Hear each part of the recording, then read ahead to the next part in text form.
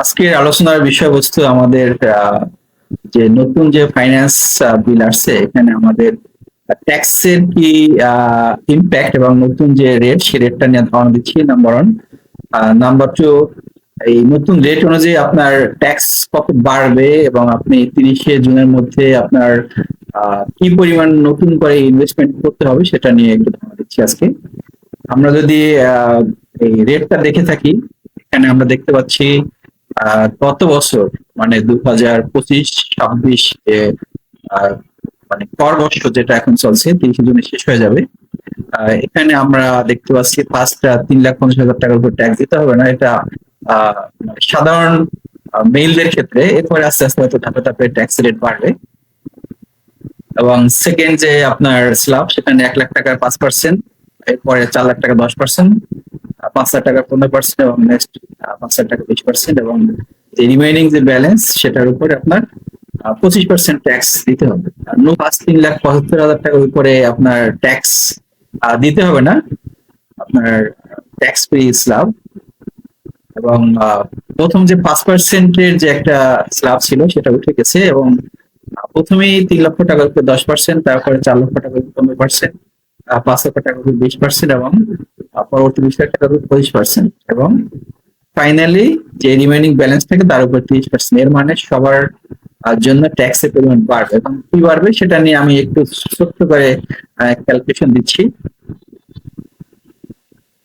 যেমন ধরেন একজন এমপ্লয়ি, তার টোটাল ইনকাম 7,500,000 টাকা। এখানে বেসিক আছে, হাউজেন্ট আছে, convince, medical, bonus, mobile alliance, এবং আমরা জানি 1/3 অথবা 5,00,000 টাকা যেটা কম সেটা তার ট্যাক্স এক্সেম্পটেড ইনকাম, এবং সেটা বাদ দেওয়ার পরে থাকে তার ট্যাক্সেবল ইনকাম 5,00,000 টাকা। এখন আমরা 2 বছর যদি ক্যালকুলেশন করি, কম্পেয়ার করি, আমরা দেখতে পাচ্ছি এখানে দেখতে পাচ্ছি প্রথম 3,50,000 টাকার উপর ট্যাক্স দিতে হবে না। এর পরবর্তী 1,00,000 টাকার উপরে 5%, 5,000 টাকা আসছে, এবং 5,00,000 থেকে আপনার 3,50,000 এবং 1,00,000 বাদ দিলে বাকি থাকে 50,000 টাকা। 50,000 টাকার উপরে 10%, 5,000 টাকা, মোট তাকে 10,000 টাকা ট্যাক্স দিতে হইতো গত বছর, যেটা এখন 30শে জুন পর্যন্ত আছে।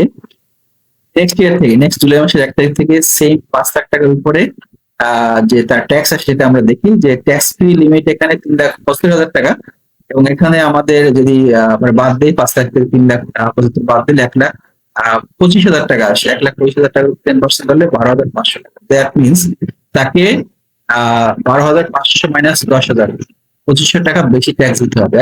এবার আমরা ইনভেস্টমেন্টের ক্যালকুলেশনটা দেখি। ইনভেস্টমেন্ট ক্যালকুলেশনের 3টা part. Lower of 3% of net taxable income, আগে যেটা ছিল এখন সেম আছে।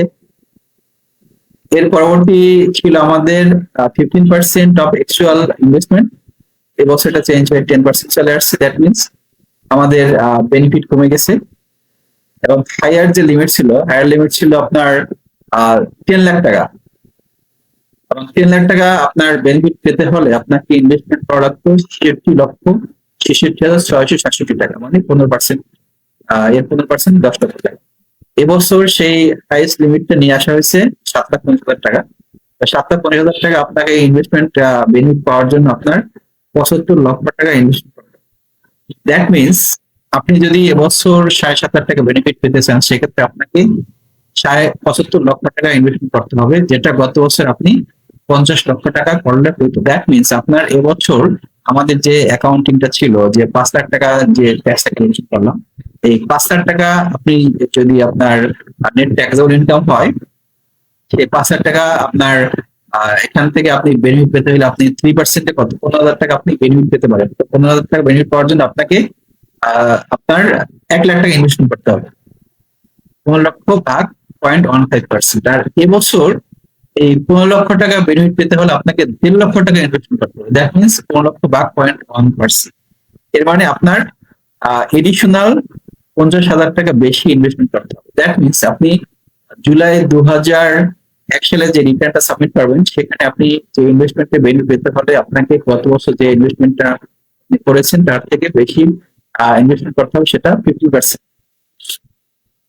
তার মানে আমাদের আগামী বছর জুলাই 1 তারিখ থেকে আমরা যে রিটার্ন সাবমিট করবো, সেখানে আমাদের যে ইনভেস্টমেন্টের যে বেনিফিট আমরা যদি পেতে চাই, সেক্ষেত্রে বর্তমানে আমরা যে পরিমাণ ইনভেস্টমেন্ট করে যাচ্ছি তার থেকে 50% বেশি ইনভেস্ট করলে আমি সেই পেমেন্টটা পাবো। তো আশা করি আপনারা এই ক্যালকুলেশনটা বুঝেছেন। আমরা যদি সামারি করি আমাদের এবছর যে ট্যাক্সের যে আপনার স্ল্যাবের চেঞ্জ হওয়ার ফলে যদিও আমাদের আপনার আমরা যদিও আমরা দেখতে পাচ্ছি এখানে আমাদের যে ফার্স্ট যে স্ল্যাবটা চেঞ্জ হয়েছে আপনার ট্যাক্স এক্সেম্পটেড ইনকামের স্ল্যাব 3,50,000 থেকে 3,75,000 হয়েছে, কিন্তু এখানে যেহেতু 5% স্ল্যাবটা বাদ দেওয়া হয়েছে তাই আমাদের ট্যাক্সটা বেড়ে যাচ্ছে। এখানে আমরা যাদের ইনকাম ধরেন 7,50,000 টাকা স্যালারি তাদেরকে যদি ইনভেস্টমেন্ট ক্যালকুলেশন করা না হয় সেক্ষেত্রে 2,500 টাকা বেশি ট্যাক্স দিতে হবে। আর যদি যাদের ইনকাম একটু বেশি, যদি ধরেন আপনি কারো ইনকাম 21,50,000 টাকা, সেক্ষেত্রে 5,000 টাকা বাদ দিলে 16,50,000 টাকার উপর ট্যাক্স আমি ক্যালকুলেশন যদি করি সেক্ষেত্রে তার ট্যাক্স আসে 8,80,000 টাকা। আর আগামী জুলাই থেকে তার ট্যাক্স আসবে 2,08,750 টাকা। দ্যাট মিনস তাকে 28,750 টাকা বেশি ট্যাক্স দিতে হবে এবং এর পাশাপাশি তাকে ইনভেস্টমেন্ট করতে হবে আরো বেশি। গত বছর তাকে ইনভেস্টমেন্ট করা লাগতো আপনার 3,30,000 টাকা, যেহেতু সে ইনভেস্টমেন্টের বেনিফিট 29,500 টাকা। এবছর তাকে সেই 29,500 টাকা বেনিফিট পেতে হবে তাকে আরো 1,65,000 টাকা। দ্যাট মিনস তাকে 4,95,000 টাকা ইনভেস্ট করতে হবে। এই হলো আমাদের একটা সামারি এবং ডিসকাশন চলছে, আরো চেঞ্জ আসবে এবং আমরা আপনাদেরকে আপডেট দেবো। আর আপনারা বিশেষ করে যারা ইন্ডিভিজুয়াল ট্যাক্স শিখতে চান তাদের জন্য আমাদের একটা গুড নিউজ আছে। আমাদের এখানে আমরা প্র্যাকটিক্যাল অ্যাকাউন্টিং, তারপরে ট্যাক্স, ভ্যাট, ফান্ড ম্যানেজমেন্ট এই পুরো জিনিসগুলো আমরা প্র্যাকটিক্যালি হাতে কলমে শিখে থাকি। তাই আপনারা যদি আমাদের এখানে প্র্যাকটিক্যাল অ্যাকাউন্ট ট্যাক্স শিখতে চান, এখানে আমাদের হোয়াটসঅ্যাপ নাম্বার দেওয়া আছে এবং এর পাশাপাশি যদি আপনার কোনো ট্যাক্স সংক্রান্ত কোনো কোশ্চেন থাকে আপনারা কমেন্টে লিখবেন এবং আমরা সেটা রেসপন্স দেওয়ার চেষ্টা করব। Thank you.